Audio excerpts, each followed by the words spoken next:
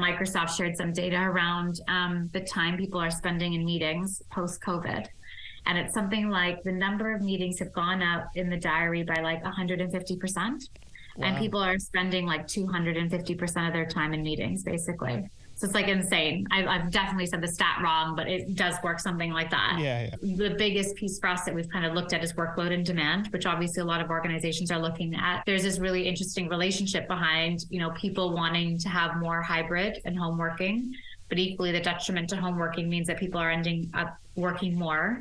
And then equally, people are spending more time in meetings, which is taking away from any focus time. And there's a question as to they don't necessarily have the clarity to say, I don't need to be in that meeting, or, maybe we're not very good at always putting like the details of what the meeting is and what the agenda is and what people are going to get out of it. So they're not clear on, do I actually need to be there or not?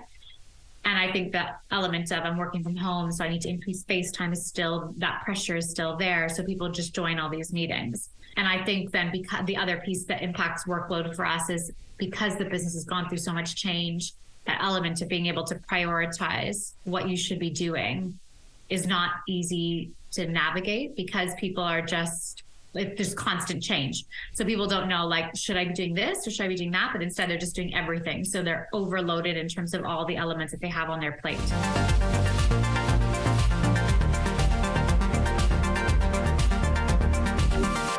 Arti, welcome to the show. How are you? Yeah, good. Thank you. Thanks for having me today. Nice to see you. I always love speaking to you because I always forget that you're not from the UK. Like, it just reminds me again. I'm like, oh, the accent. That makes me feel like my accent is somewhat pleasing, which I feel like my husband, he thinks I sound like a whiny Canadian. So is that what he says? Yeah. Oh, is that like a massive insult when people confuse whether you're from America or Canada? Is that a really big insult? No, I think there's like a stigma behind it, but to be fair, I think I definitely sound more American because I worked in the US for so long. So when I go back home and I listen to my cousins and family talking, I'm like, I don't sound like that. Like I can hear more of the Canadian nuances in their voice. Yeah. Versus like really close friends of mine that now live in the US. I'm like, no, we sound the same. We sound more alike, like this weird hybrid accent. Yeah. But I'm definitely trying to, I've almost been in the UK for 10 years. So I'm definitely trying to pick up a bit of an accent. And all my Canadian and US family and friends will be like, oh, you sound a little bit British. My husband's like, they're lying to you. You don't. You don't. They're always true. They are like, you don't sound anything like, what's your, come on, give us your best British accent. Come on, your best. Oh, I can't do it. No, I'm not. I'm not even gonna try. I'm not even gonna try. I'm joking. I know you're like, Chris, this is going out on LinkedIn. I do not want to have that there living there forever. No worries. Also, I'm like, I don't even think I could. Yeah.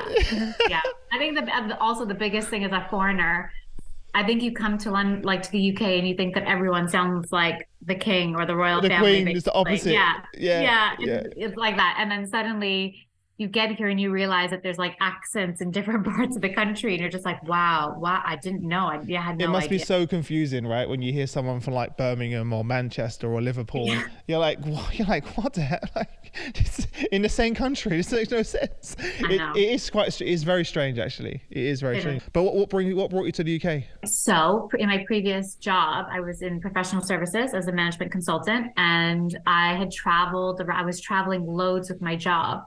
And the Canadian firm was a little bit like, can you come back home and work here? And I was like, no, don't really want to do that. I really liked traveling. And like when I got out of Toronto, I got onto bigger, like larger projects. I was learning more. I was more like seeing more of the world. I was kind of at that point in my life. And so then I had an option. Either I, settle and do the responsible thing in Toronto or see where else I could go.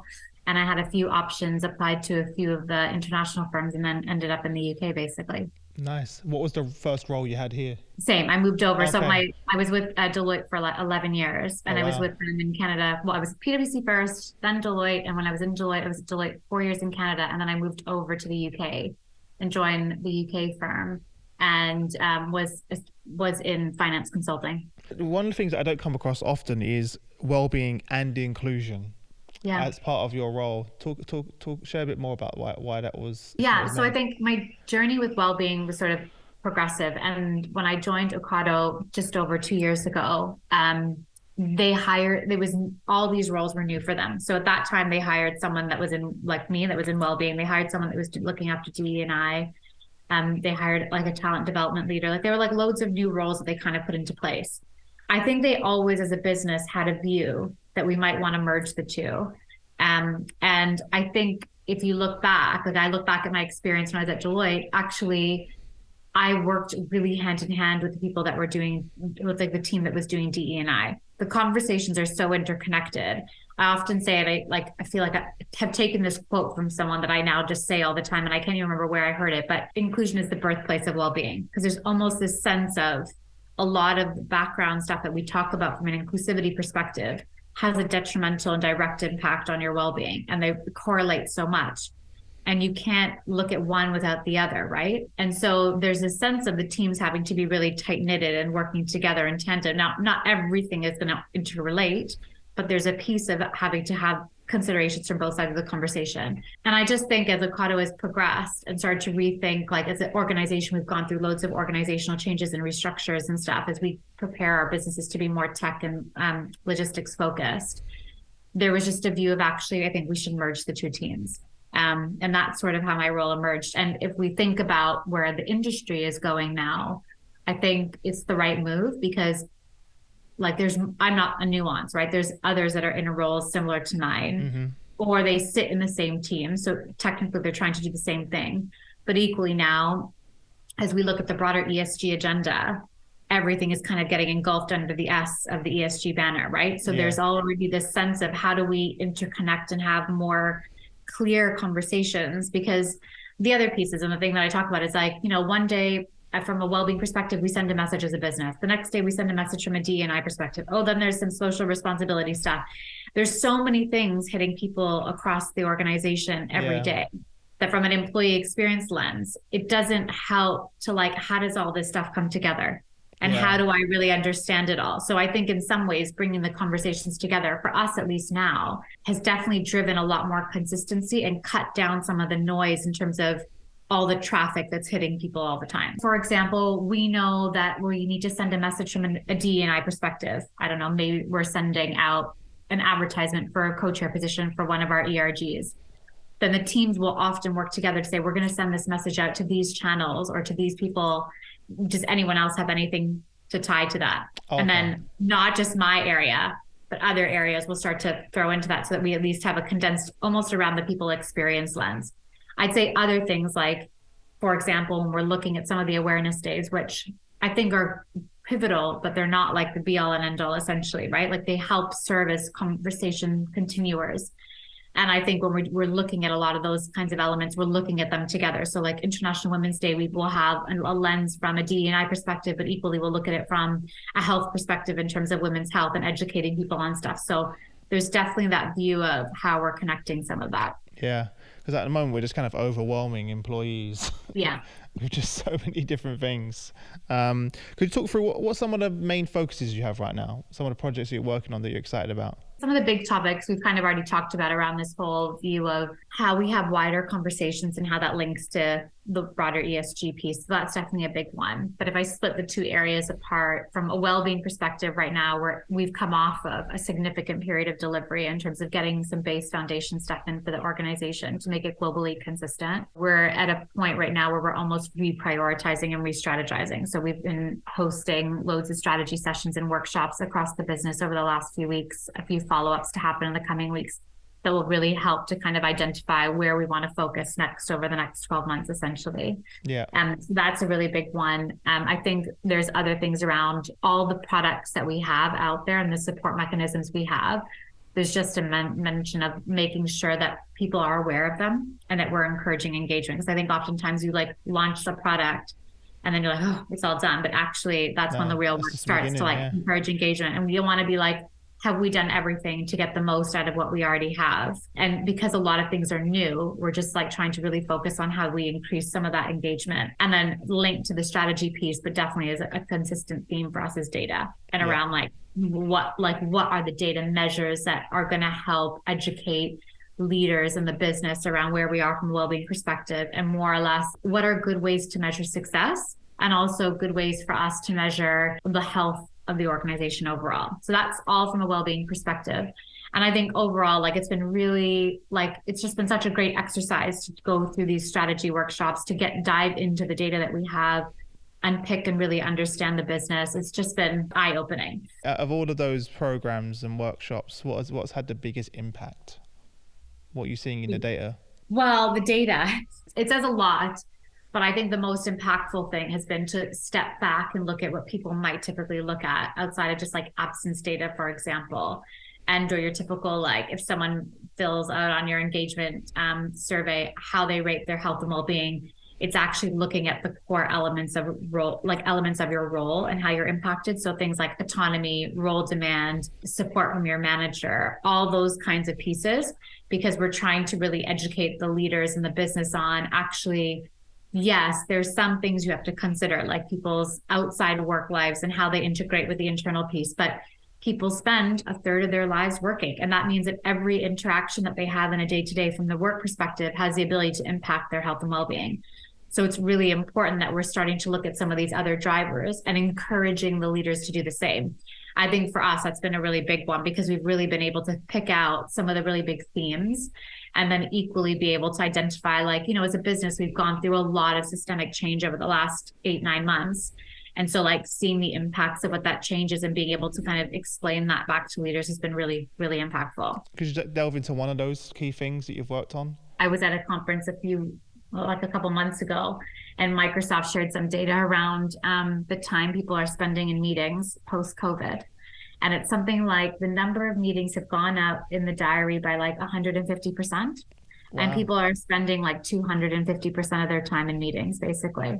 So it's like insane. I've definitely said the stat wrong, but it does work something like that. Yeah. The biggest piece for us that we've kind of looked at is workload and demand, which obviously a lot of organizations are looking at. There's this really interesting relationship behind, you know, people wanting to have more hybrid and home working, but equally the detriment to home working means that people are ending up working more.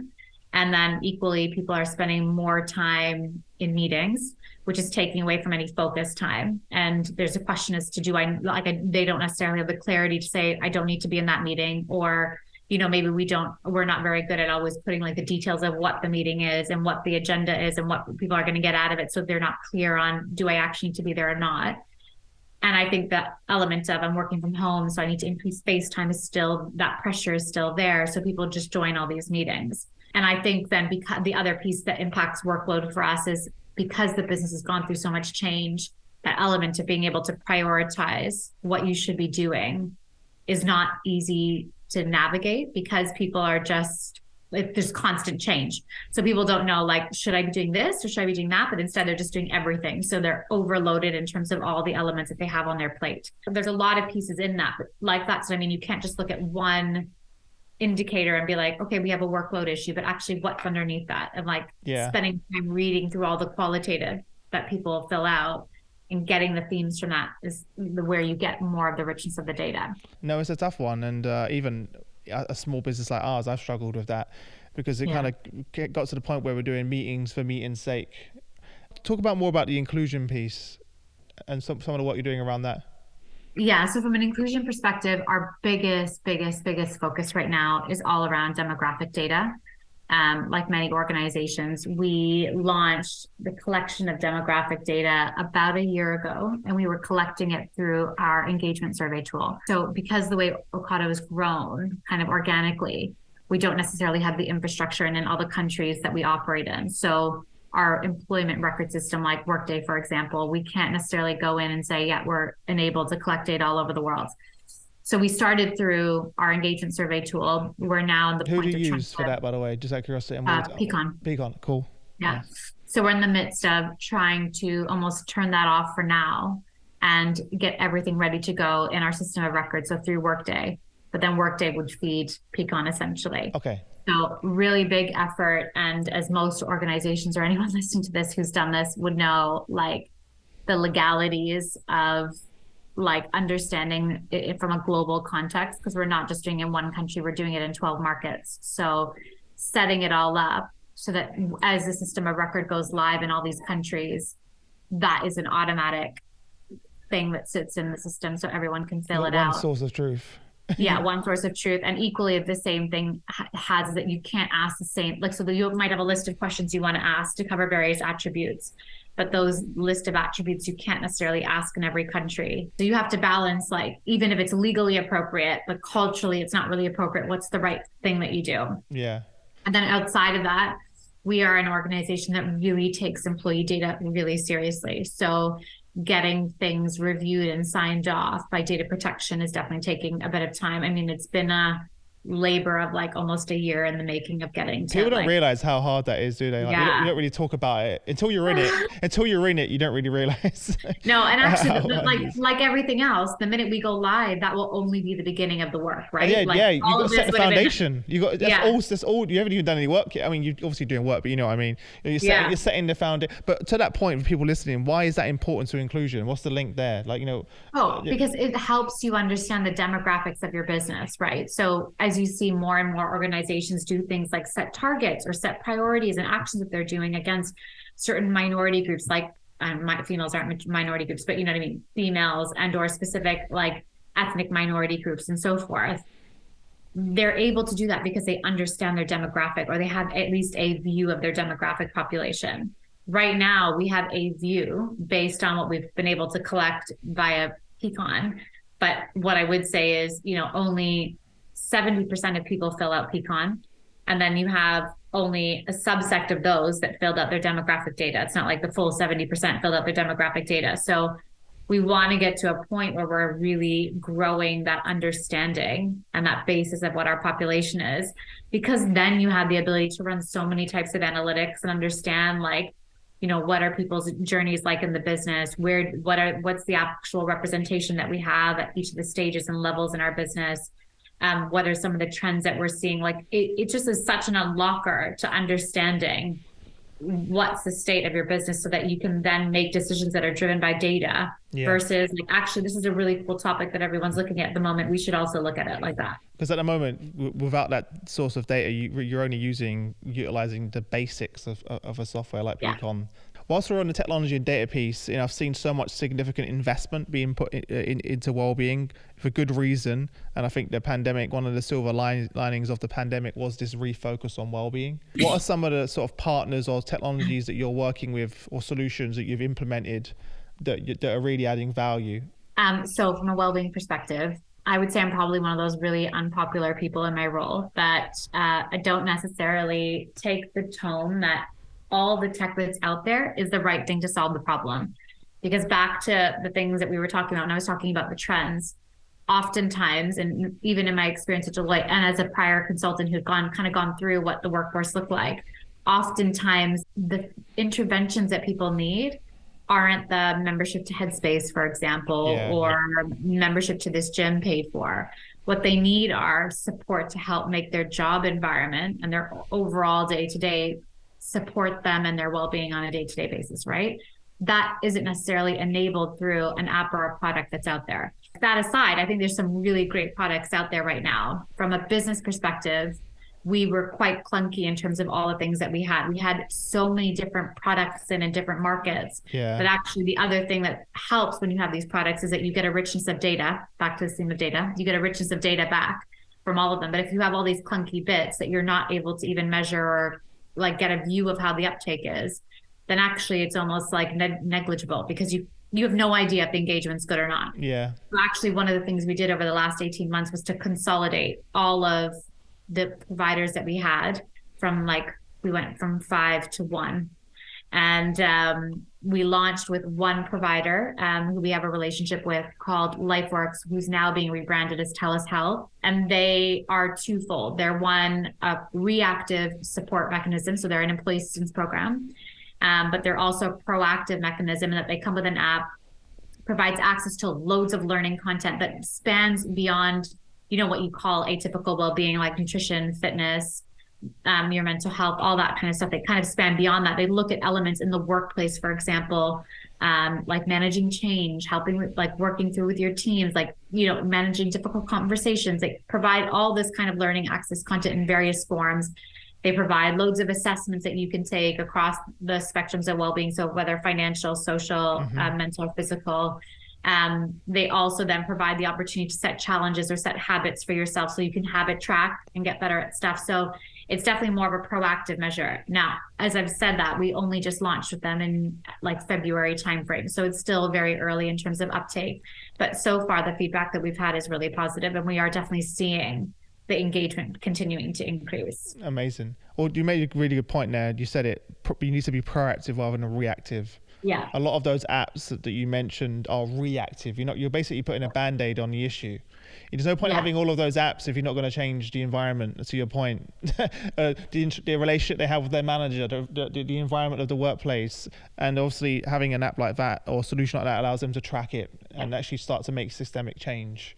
And then that's in itself going to start shaping the culture as well. And I asked that question not for you to give a sales pitch, but so a lot of our listeners, they're so overwhelmed with different partners and solutions. Like it's like a minefield. Every day they're being approached by a million different companies, right? I'm sure you're the same. So how did you come across them, just out of curiosity?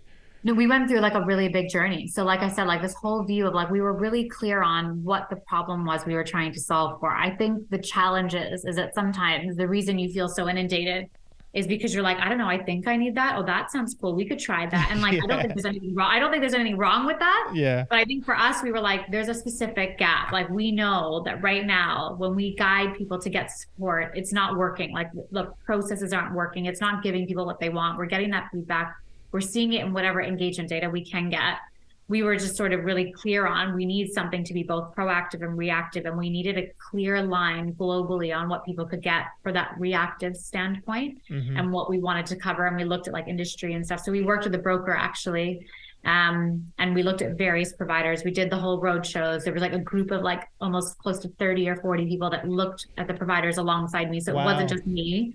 It was like people from various areas of the business. Well, you need the buy-in as well, right? Of course. So we had like voice from the people. We had various like areas like health and safety, benefits involved. We had loads of people involved in the journey, so that the decision felt like a collective, to your point, that everyone was a part of it versus us just doing something from the center saying this is the right thing to do and we're going to push it out. Well, and also back to the point you mentioned earlier about Workday, now you also have another point, an area where all of the analytics is being aggregated into one space. Yeah.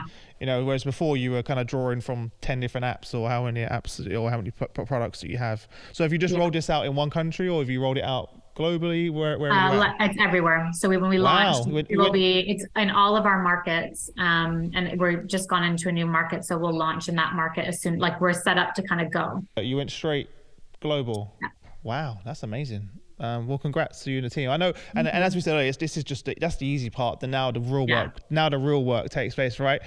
Yeah. I remember like sitting back after we launched, being like, oh my gosh, like because to your point, like everything, it took a long time to get to that point of launch, and then you launch and you're like, you can take a breath, but you're like now the real work starts 1 and 2. I'm like, I don't know, like maybe we made the wrong decision, and maybe 12 months from now we'll be like, oh gosh, this is not the right thing for us. And I think there's that sense of like in a tech environment, like versus like in a professional service environment, it feels like everything has to be very final, right? Like decisions take a long time to make because you've checked every single box and you're clear when you're going to do it, you're going to do it for a long period of time.